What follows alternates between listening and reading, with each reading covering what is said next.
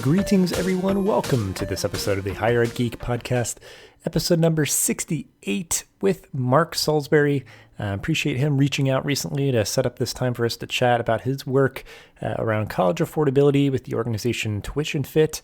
It is a project that he's kickstarted, and he's working hard on making sure that there's transparency and just better sort of access points for both institutions and students to make sure that everyone gets the students that kind of work best for their institution at a price point that works best for them, and really ambitious plans, and really appreciate Mark committing to this work and bringing his kind of geeky, thoughtful self to it. So really appreciated the time to hear more from Mark about his career journey and just everything that he's thinking about and all the resources that he's checking out. So definitely look in the show notes for a lot of good stuff, a lot of good resources, and definitely connect with Mark if you are wanting to keep the conversation going. So thanks so much for listening. And without further ado, this is episode number 68 with Mark Salisbury. Yeah, we can go ahead and get started and just talk through what I think is a really cool professional journey for you, just kind of perusing your LinkedIn and like what you're doing now, but like kind of what led you there. I'll be very interested to hear how you tell your story and stuff. But yeah, we'll start there with your kind of brief introduction and your professional journey of how you got to be where you are today. There's no way I could have predicted that I would end up where I am now when I graduated from college and started out. I started out thinking I would be a rock star and be a stand-up comic and be on stage, and clearly not good enough at any of that stuff. There's nothing like the sound of crickets when you finish a song in an empty bar. But I eventually ended up starting my career in higher ed as a college soccer coach. And I had been working on a master's degree in American Studies and was pretty clear that I was going to be very average as an American Studies scholar. And then this opportunity just popped up, and I thought, you know what, I'm going to try this. This could be fun. Mm-hmm. And next thing you know, I was a coach for 11 years before deciding, you know what, I'm going to go back and do a PhD, study in higher ed. It's just, this is such a fascinating environment, and trying to understand how college students learn and why colleges vary so much in success rates and learning rates and just the way they design themselves, and why can't they evolve more quickly. So I went back and did a PhD at the University of Iowa, and was very lucky to be a part of the Wabash National Study on Liberal Arts Education.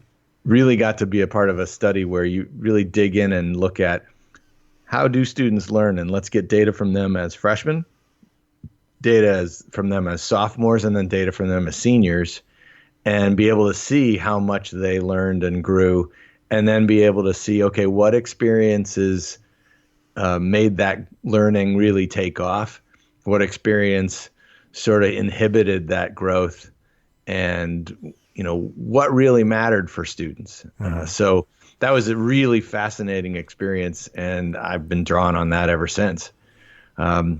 And then I was finishing my PhD, and I thought I'll go be a professor somewhere and a researcher, and got a call from a small college in Illinois called Augustana College that said, can you come and be our director of institutional research and assessment?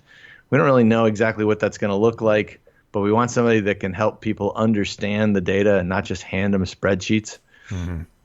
And I thought, you know what, that'd be really fun to do. That would sort of bring together the coaching side of me and now the quantitative data researcher side of me. And so I said, okay, I'll do it. And I thought, I'll do this for a year. I'll sort of treat it as a nice consultancy kind of gig.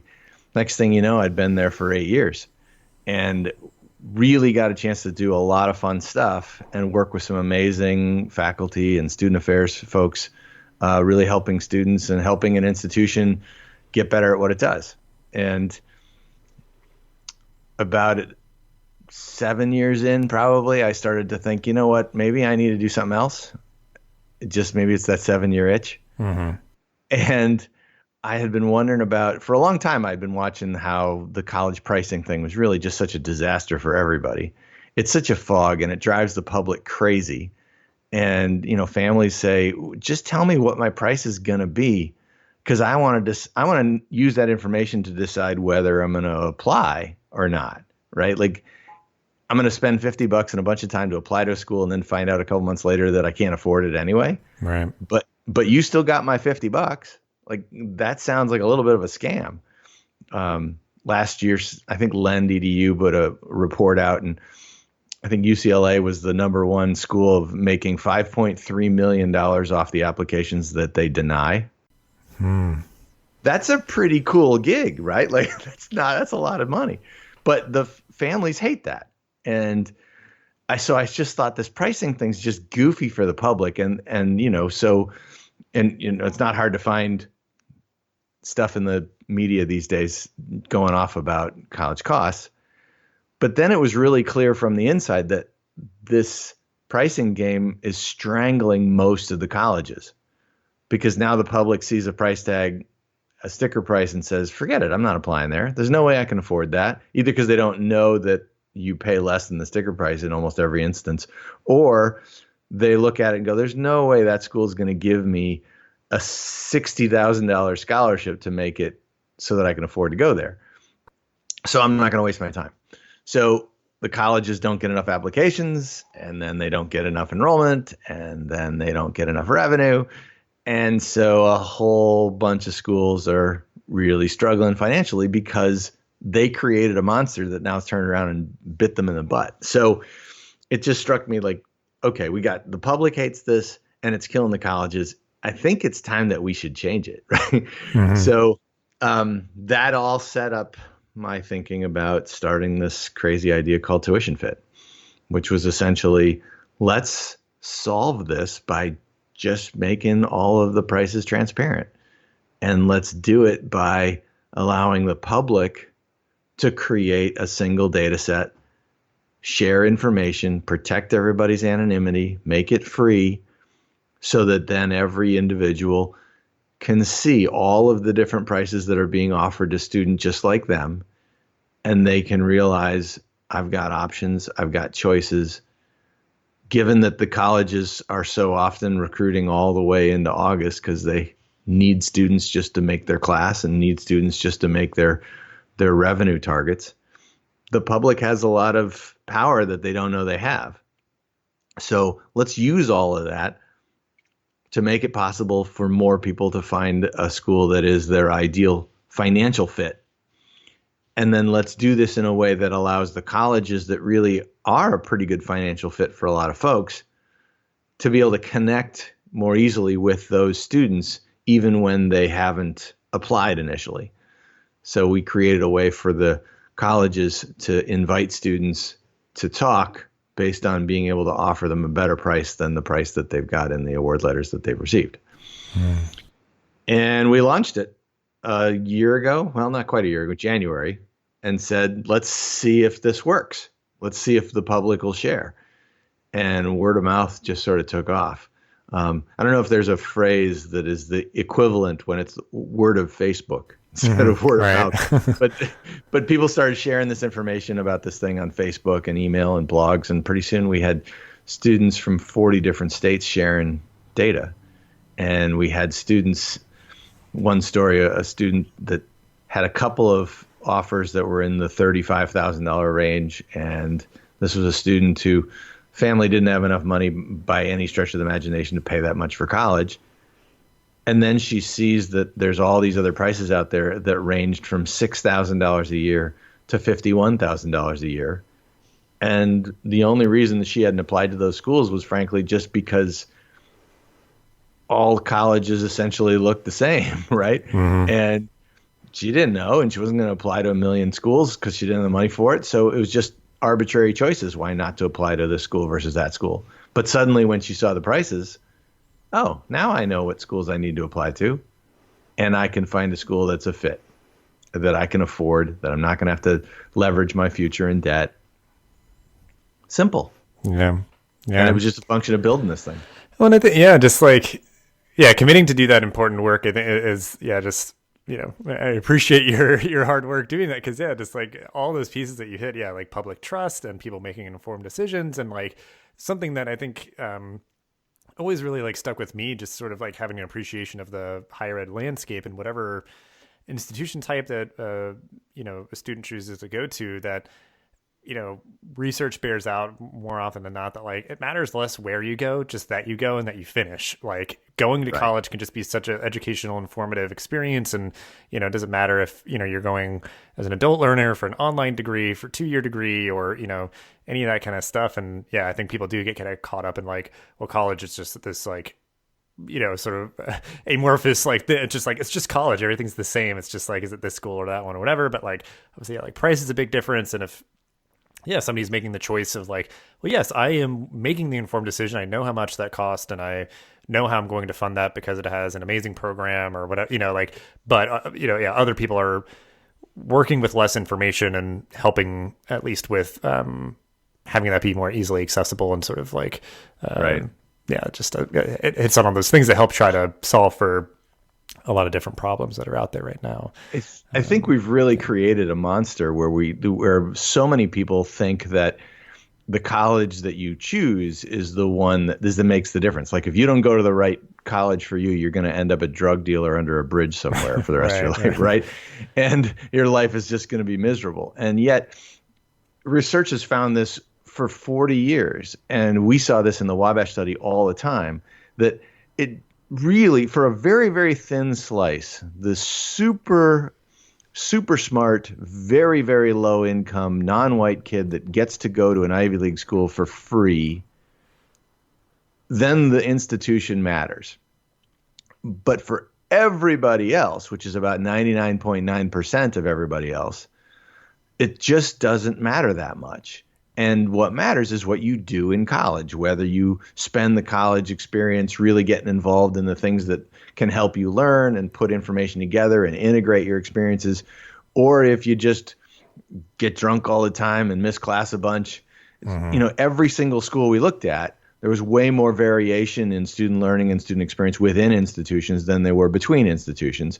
The other way to say it, at least that I like, is that every school had a brilliant individual just doing incredible things. And then every school had a Blutarsky from Animal House, right? Like every school has that. And it's a function of then what you do while you're in college. And so at some point, giving people some agency to just say, like, you could actually make this experience amazing, or you can make it really average. And then we teach them how to do college. That's probably the stuff that we need to spend more time talking about, whether it is online institution, 2-year, 4-year, cobble it together, work most of the time and go part-time for a while, whatever it is, there's so much out there more that's more about you can unbundle the college experience and put it together, transfer credits, and then end up with a degree.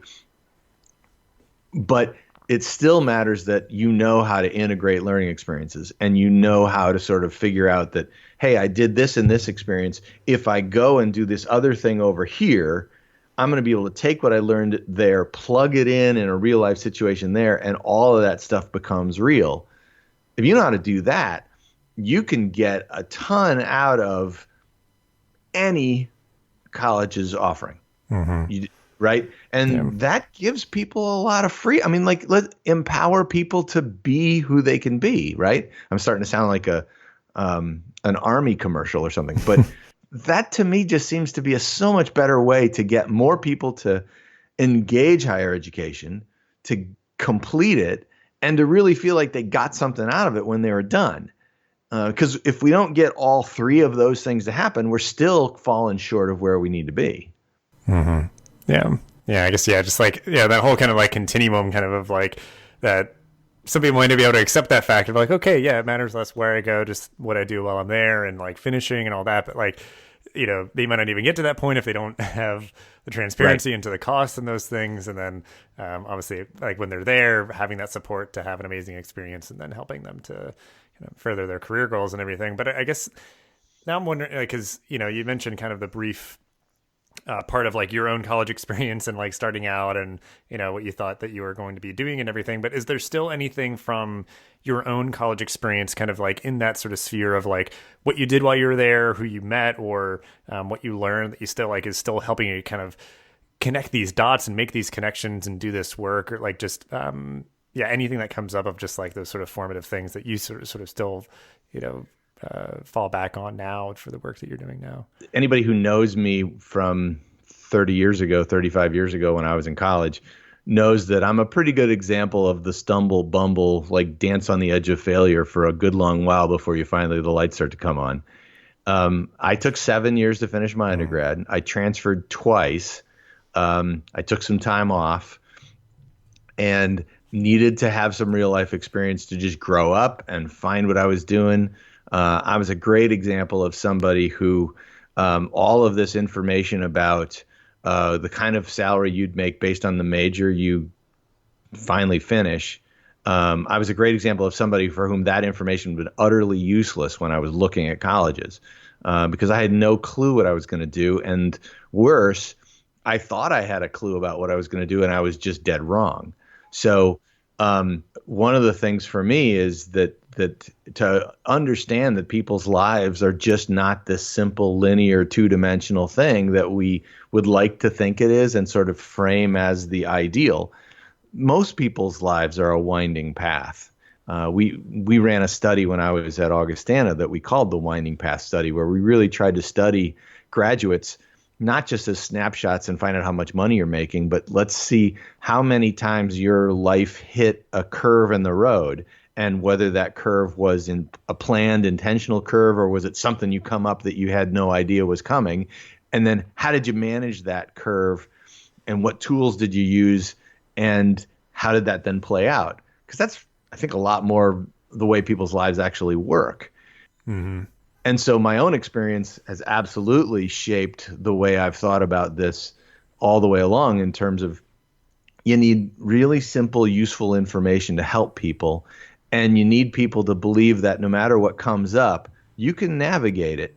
You'll get through it. There's something on the other end that's okay.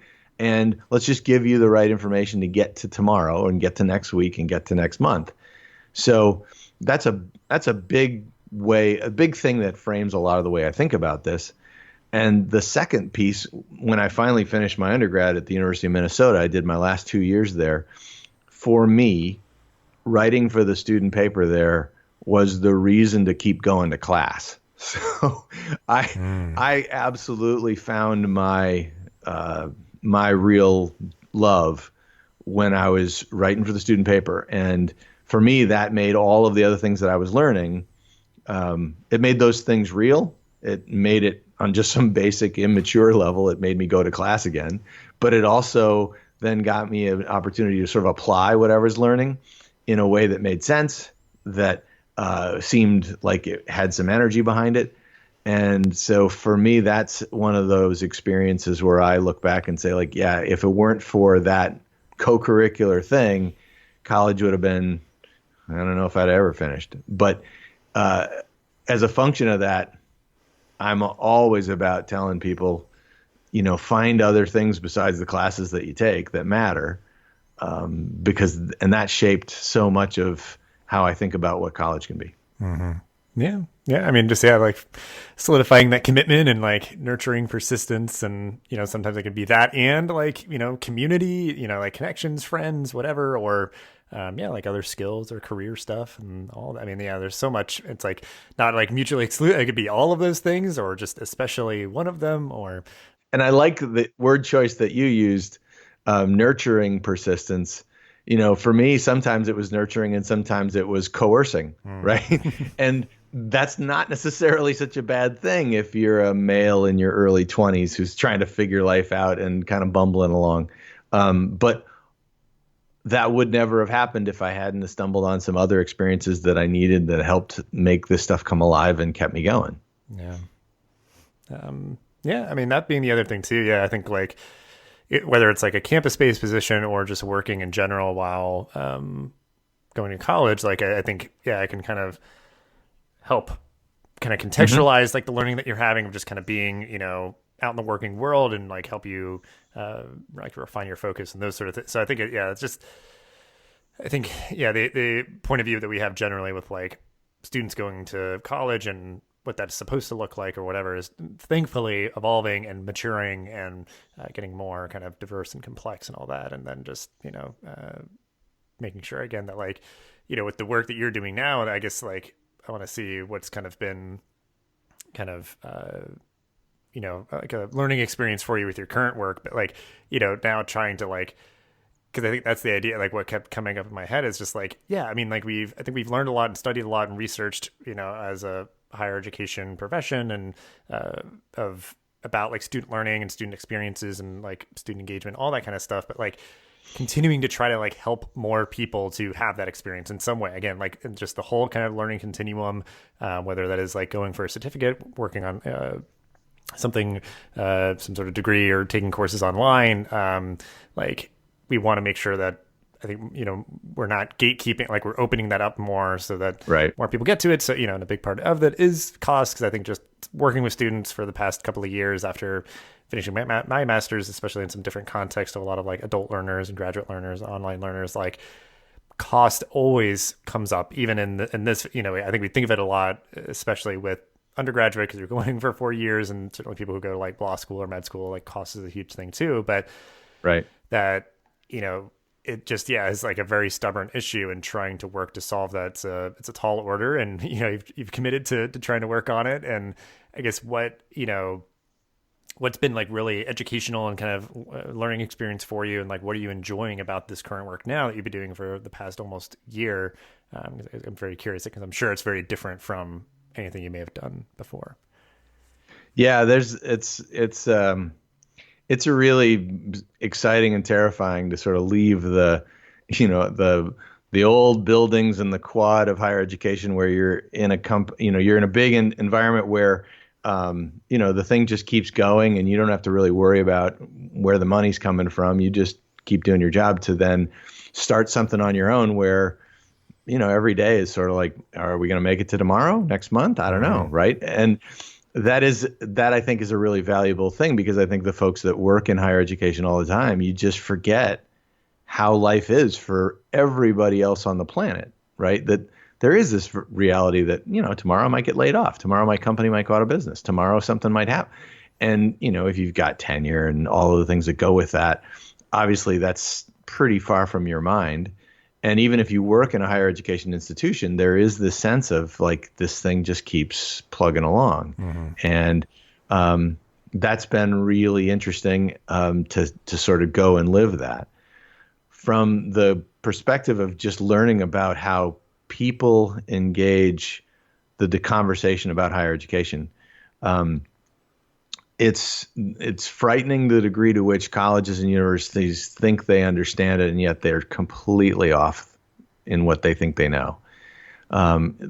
People are used to making calculations about ROI, whether you want to value, worth, whatever term you want to use. People are used to doing that in virtually every other thing that they buy, whether it's going on Amazon for a pencil or whether it's looking at buying a new house. You get to see other prices. You get to put things in context so that you can say, yeah, that house is cheaper than the other ones, but this one that's a couple $1,000s more is in a different neighborhood. It's closer to my work. They've got an extra bedroom. I'll pay that extra amount because I think it's worth it. And so when people run into the college search process and they're not able to work that same way, they get really frustrated. And they start to think, a lot of them do, this really looks like a scam. Like, you're going to get me to pay to eliminate most of the competition, pay a bunch of money to submit an application, and then you're going to tell me my price. And at that point, it looks like I've only got a couple of different prices on my kitchen table, and I don't know what I don't know. Like, that really doesn't feel very honest, very transparent.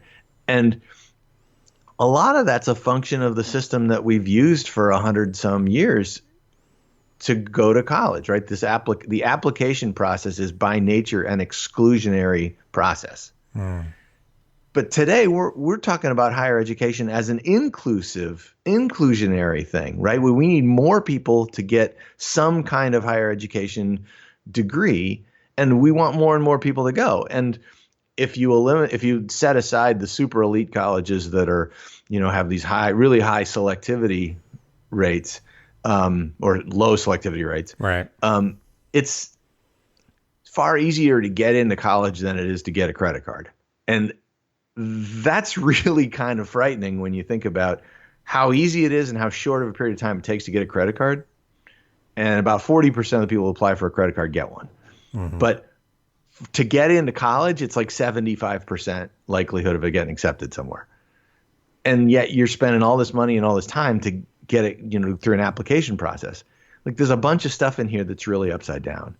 And I think the public sees that because the whole rest of their world is they're able to put price into context. And then as a function of that, they're able to calculate, you know what, I'll spend more to go to that college because they have the program that I know I really want, or they have that professor that has that undergraduate lab that I really want to get into, or it's very clear that that school knows how to connect internships to professional work to a job later. So it's worth paying that other.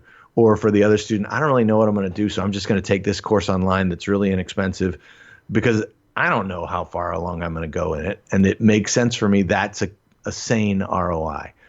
People are used to that, but the college system just drives them nuts. Mm-hmm. And the degree to which that is out there, and the degree to which that then, and the last thing I'll say is, there's the subset of students who, they just can't afford any college, very low income. And if their test scores and high school GPAs are strong enough or other variables matter, schools will offer them a very generous financial aid package.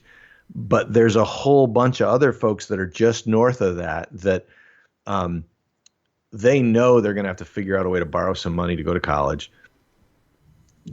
They aren't sure they'll be able to afford it, but people are telling them that they should go to college and that there's a place for them somewhere. And then they see this process and they're smart enough to see, wait, you want me to pay you money and you won't tell me whether I can afford it until a couple months later? Mm-hmm. Forget it. I'm out. I'm not doing that dance. I'm not getting my heart broken again. And they don't go to college at all because they're turned off by the process. Yeah. And that's a crusher. That just kills me because we want more people to go to college, but we've got a system that scares them away. And I shouldn't say scares, drives them away with good reason. Mm-hmm. Right. Because it looks like a scam and a show. Yeah, like at best, it's just like confusing. Like it's not as if it's like it's done in some sort of like malevolent. Like it's like, oh yeah, we're just gonna like do it. It's just like it's just confused because like I think it happens. I think in a lot of different ways in life is that when you have kind of like the curse of knowledge, like you can't like the same way that like somebody doesn't know what they don't know.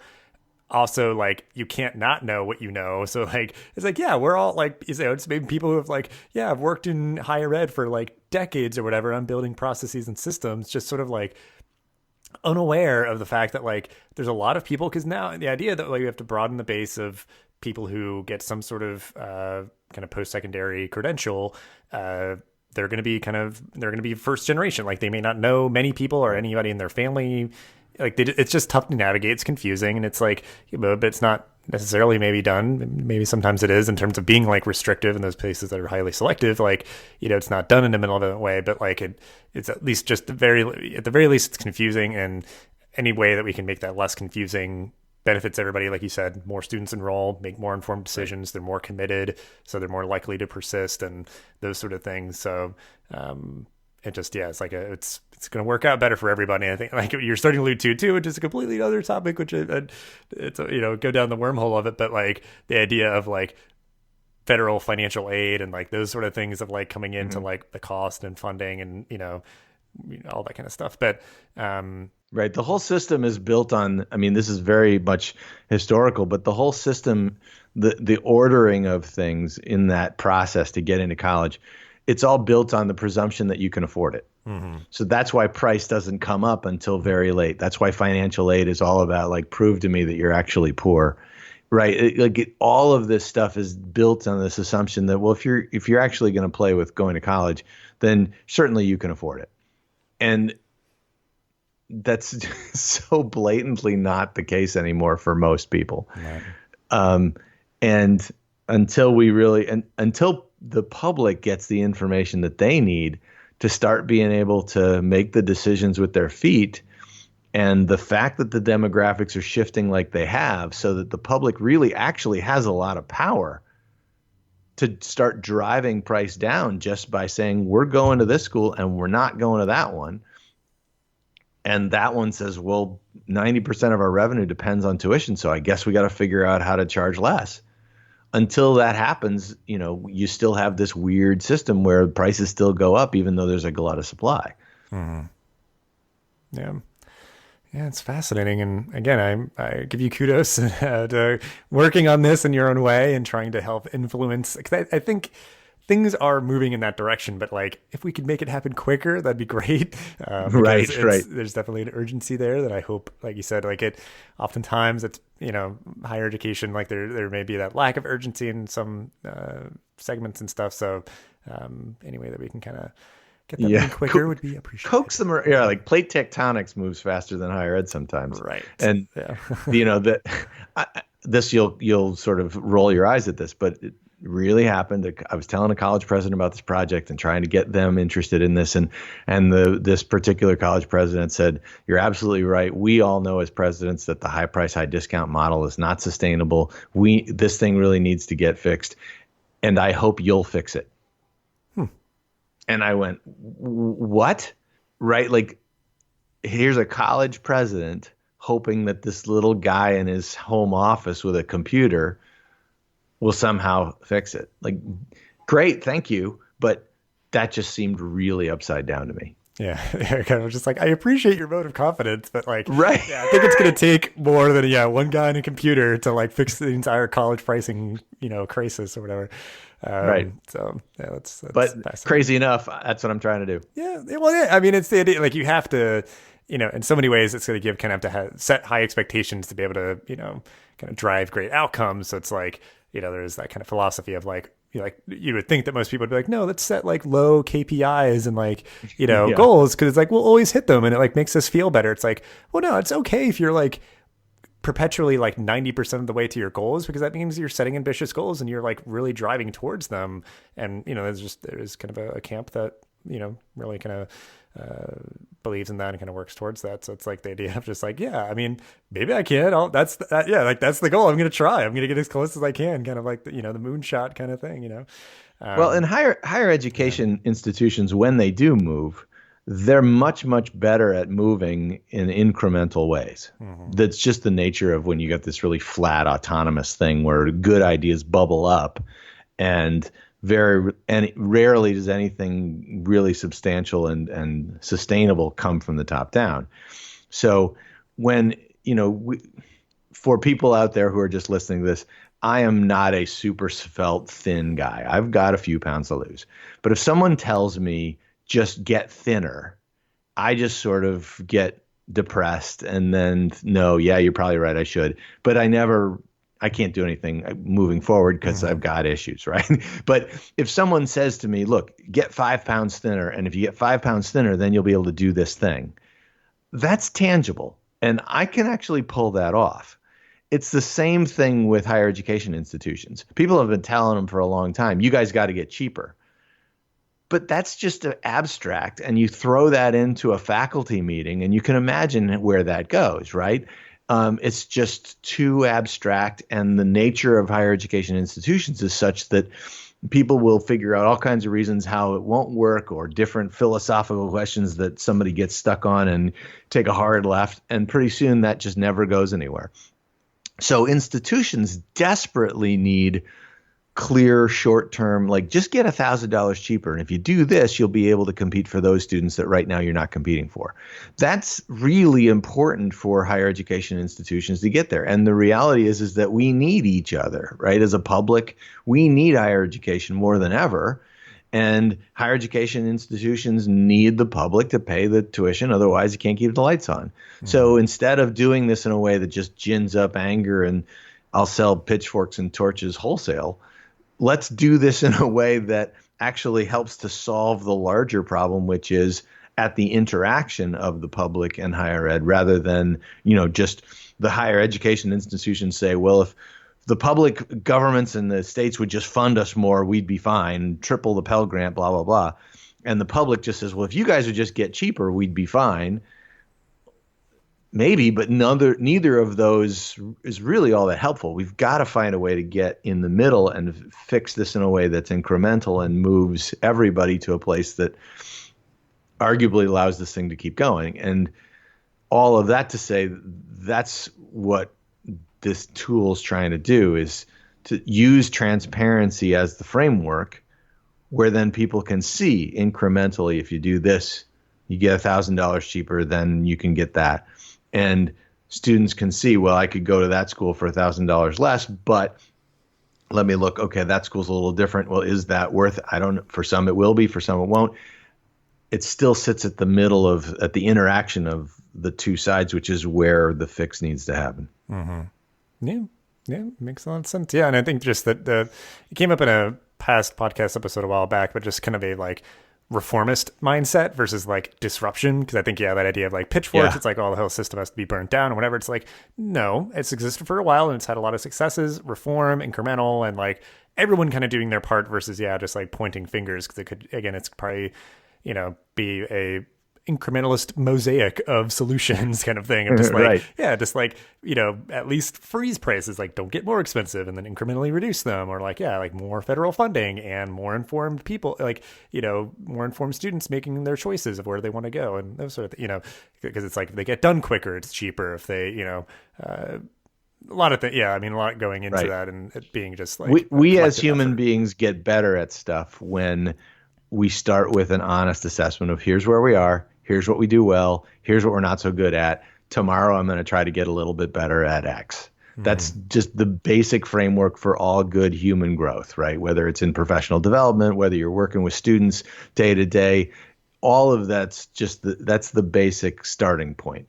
Nobody gets better if you just rip them up and down, and nobody gets better if the only way that you define better is by perfect, right? So, like you said, if we get to a place where we're just reforming with enough nudge, I think you got a shot at something. Well, it's clear that I guess I feel like it would be fair to say that you geek out about this topic to get to my next question segue. I would say so. So are there things that you're like engaging with that are related to all this topic of like, resources or, things that are kind of helping to inform your work, or other stuff that you just do like, you geek out about, like kind of personal hobbies just for fun, like whatever way you'd want to take it, or both, just like what's kind of like grabbing your attention lately that you'd want to kind of give a shout out to? Yeah, I think that one of the things that, and I've written about this in other places, but as you might imagine, I love to do research on how college works and how students succeed in college, and how different frameworks require different elements and how different factors play out in different contexts.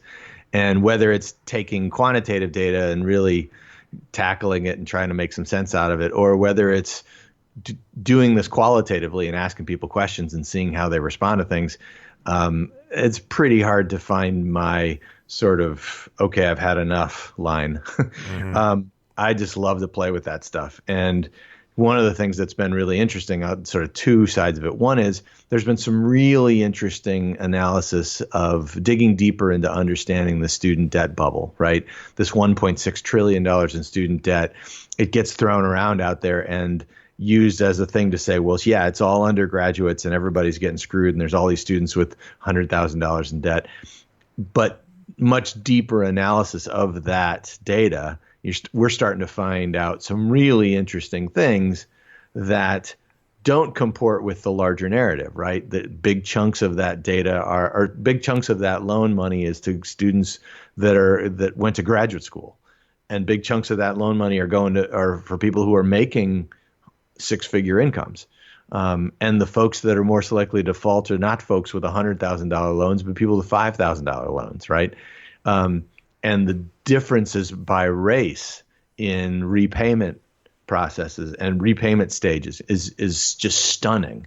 So digging into some of that stuff and understanding that maybe it's not the size of the number can get a lot of people's attention, but maybe that's not really where the issue is. Maybe the issues are a lot more about how we actually follow through in the loan forgiveness programs, and how we actually manage and sort of handed off the debt repayment stuff to really sort of disorganized actors, right? Let's disorganized as opposed to malevolent, right? Mm-hmm. But like just understanding what's going on in there is just really fascinating because it certainly doesn't all support the broader narrative that gets the headlines. That's something that's been really interesting. On the other side of it, I've been really fascinated by some of the qualitative stuff that's come out as documentary film. One in particular that I would really encourage everybody to check out and see it somehow. I think you can watch it online. Is this documentary called Personal Statement that is basically follows 3 high school seniors through their senior year, and they're in Brooklyn, New York. They're low-income kids, first-generation college student types, and it's following them through. They're navigating the college search while at the same time they're trying to mentor their own classmates on how to get to college too. And it's just a fascinating story. Really lays out there all the different things that pop up for people and all of the different little barriers that are subtle and yet really powerful that can inhibit students from ultimately going on to higher education somehow. It shows a lot about the lack of good guidance that there is for most high school students. And as a function of that, then how much mythology can go in there and mess things up because you don't know what you don't know. And so you hear something from somebody and you think that that's gospel and therefore you apply it in your own life. And it turns out that's not applicable or just flat out wrong. But this documentary just does a fantastic job of spelling a lot of this out and showing people what this looks like in a real life situation.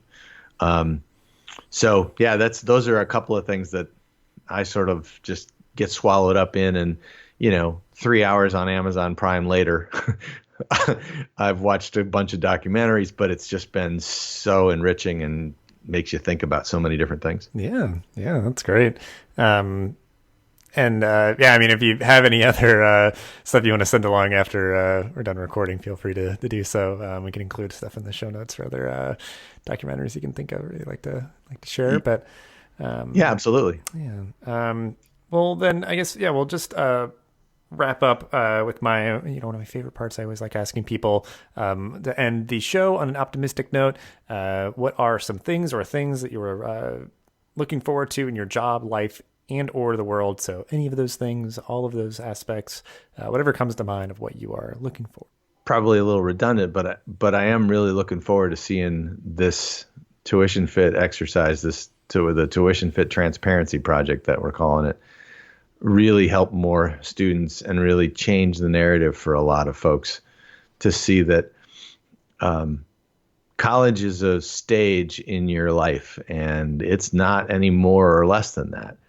And whether you engage it by taking some classes online while you're working 40 hours a week, or whether you go to a very traditional 4-year institution with quads and ivy and way too many squirrels on campus,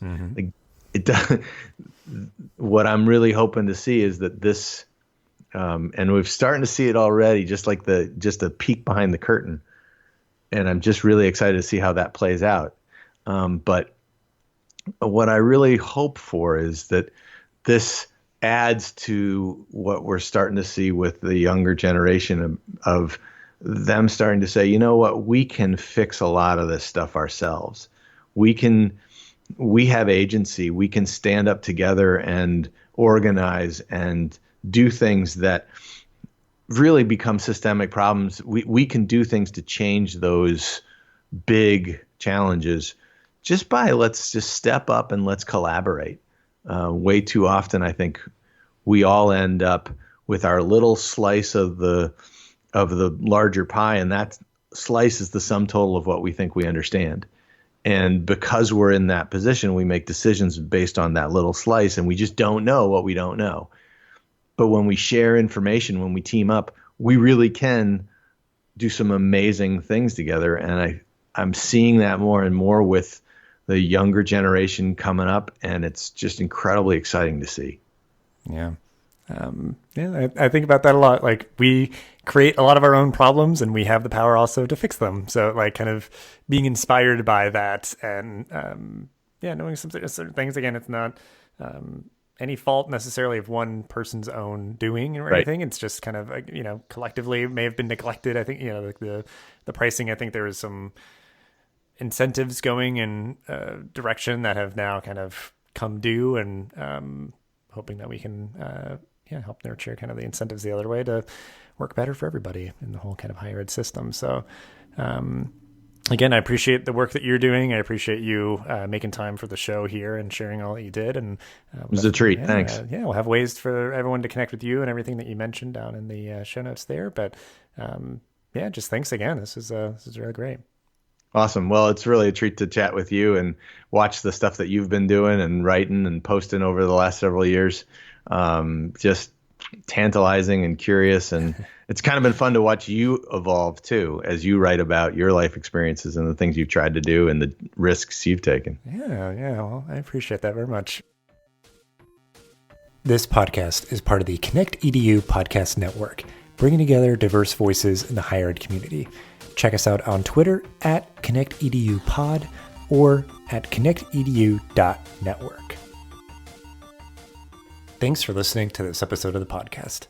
Make sure to rate, review, and subscribe so you never miss an episode.